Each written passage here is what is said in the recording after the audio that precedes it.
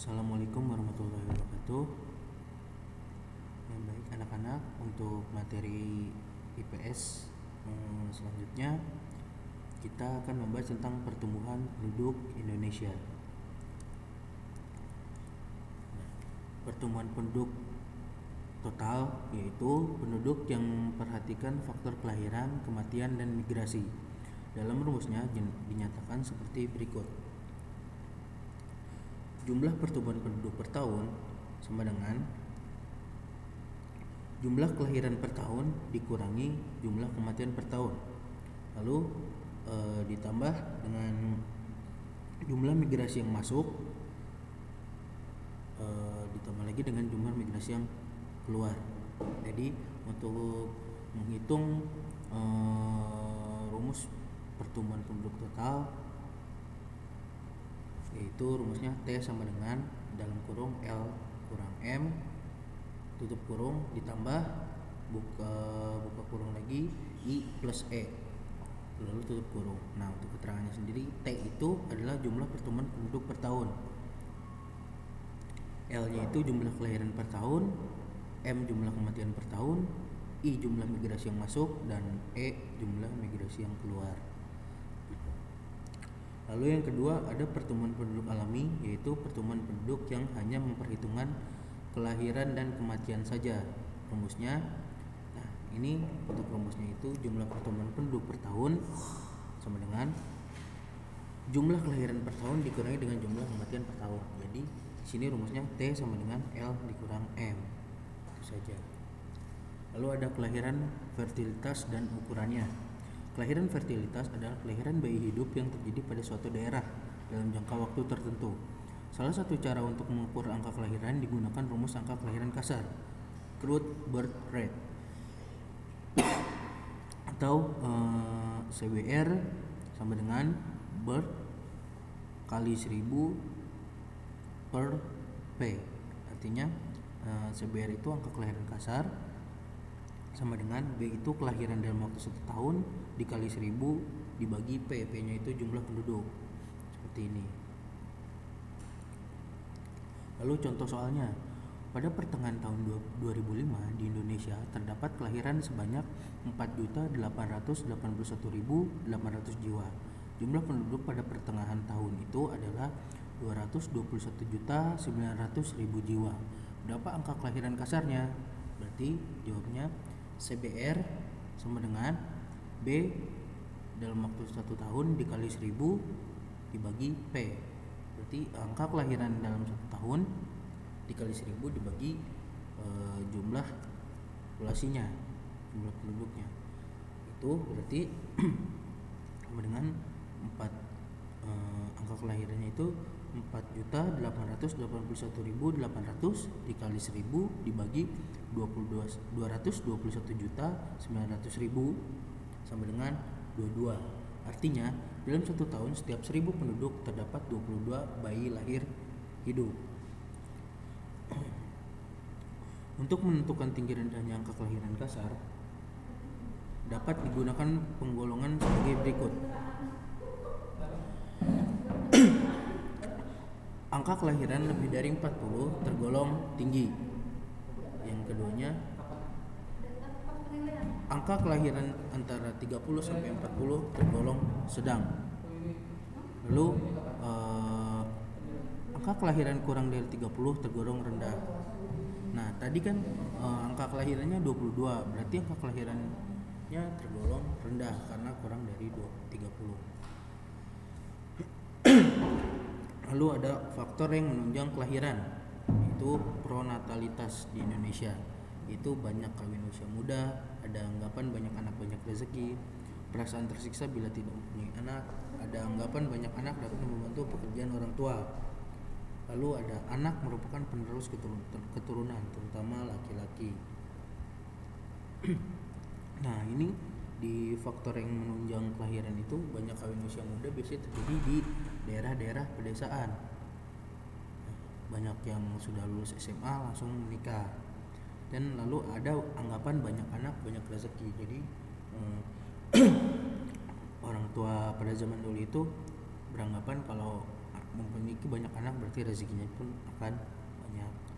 Lalu perasaan tersiksa bila tidak mempunyai anak. Nah, biasanya di sini bila si orang tua itu, si istrinya di dalam pernikahan itu tidak kunjung hamil, biasanya akan stres. Lalu biasanya mengangkat anak dari kerabatnya. Lalu ada anggapan banyak anak dapat membantu pekerjaan orang tua. Jadi ketika anaknya banyak, pekerjaan orang tua akan semakin ringan. Lalu anak merupakan penerus keturunan, terutama laki-laki. Nah, ini terutama biasanya di suku Batak. Suku Batak untuk itu bagi suku-suku yang mempunyai marga atau farm itu biasanya anak laki-laki yang akan meneruskan keturunan, meneruskan marganya. Seperti si laki-lakinya misalnya di suku Batak ya, si laki-lakinya itu Nasution menikah dengan perempuannya si Tohang. Nah, itu nanti yang turun menjadi Nasution karena anaknya itu mengikut marga ayahnya, seperti itu. Lalu adapun faktor yang menghambat kelahiran itu antinatalitas di Indonesia ialah adanya pelaksanaan KB secara meluas, timbulnya kesadaran terhadap penundaan usia kawin.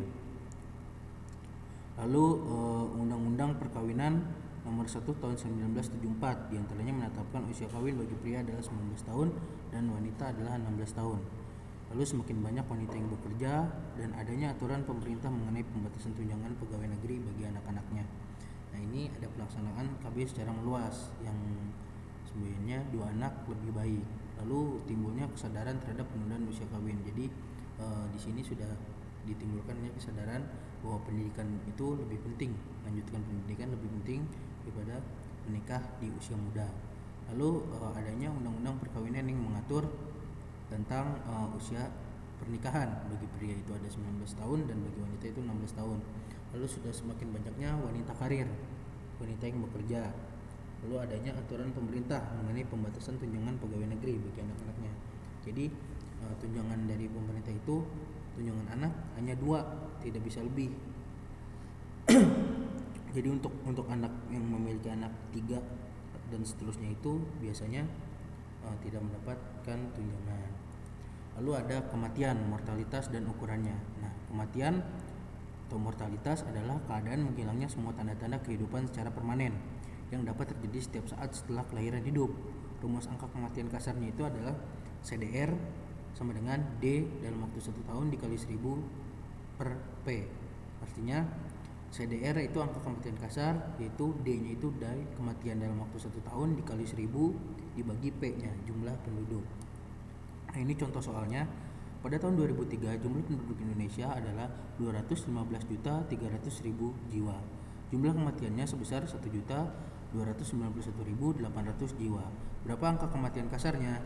Berarti jawabnya CDR sama dengan D dalam waktu 1 tahun dikali 1000 min P sama dengan artinya CDR yaitu sama dengannya D itu kan angka kematiannya, berarti angka kematian itu 1.291.800 dikali 1000 dibagi jumlah penduduk Indonesia yaitu 215.300.000 jiwa sama dengan 6. Artinya dalam 1 tahun setiap 1000 penduduk terdapat 6 kematian. Nah, untuk menentukan tinggi rendahnya angka kematian dapat digunakan penggolongan sebagai berikut. Angka kematian lebih dari 20 tergolong tinggi. Angka kematian antara 10 sampai 20 tergolong sedang. Angka kematian kurang dari 10 tergolong rendah. Karena tadi angka kematiannya 6, berarti di situ angka kematiannya tergolong rendah. Salah satu indikator penting dalam menentukan tingkat kesehatan dan kesejahteraan penduduk adalah angka kematian bayi, maka tingkat kesejahteraan dan kesehatan makin rendah dan demikian sebaliknya. Jadi angka hidupnya bayi itu berarti tingkat kesehatan dan kesejahteraan penduduknya tinggi. Angka kematian bayi adalah angka yang menunjukkan jumlah kematian bayi di bawah umur 1 tahun dari 1.000 bayi yang lahir hidup setiap tahunnya. Nah, ini rumus angka kematian bayi ialah IMR sama dengan D0 dikali 1000 per B. Artinya IMR itu angka kematian bayi, D0 itu jumlah kematian umur 0 tahun atau kurang dari 1 tahun. Jadi bayi yang meninggal sebelum usianya 1 tahun dikali 1000 dibagi B. B itu jumlah kelahiran bayi hidup. Nah, ini contoh soalnya. Pada tahun 2005 jumlah bayi yang lahir hidup di kota X sebanyak 7.654 jiwa dan yang meninggal sejumlah 183 jiwa. Berapakah tingkat kematian bayi di daerah tersebut? Berarti jawabnya IMR angka kematian bayi sama dengan D0 kali 1000 per B. IMR-nya berarti sama dengan 183 dikali 1000 dibagi 7.654. Hasilnya 23,19 atau kita bulatkan menjadi 24. Artinya setiap 1000 orang bayi lahir hidup terdapat kematian bayi sebanyak 24. Untuk menentukan tinggi rendahnya angka kematian bayi dapat digunakan penggolongan sebagai berikut. Angka kematian yang A, angka kematian bayi lebih besar lebih dari 75 tergolong tinggi. Angka kematian bayi antara 35 sampai 75 tergolong sedang. Dan yang 3, angka kematian bayi kurang dari 35 tergolong rendah. Nah, tadi angka kematian bayinya itu 24, berarti tergolong rendah.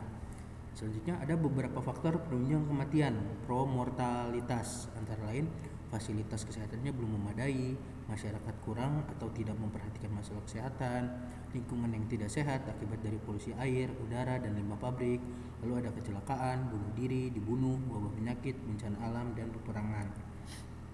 Selanjutnya, adapun faktor yang menghambat kematian antimortalitas, antara lain sebagai berikut.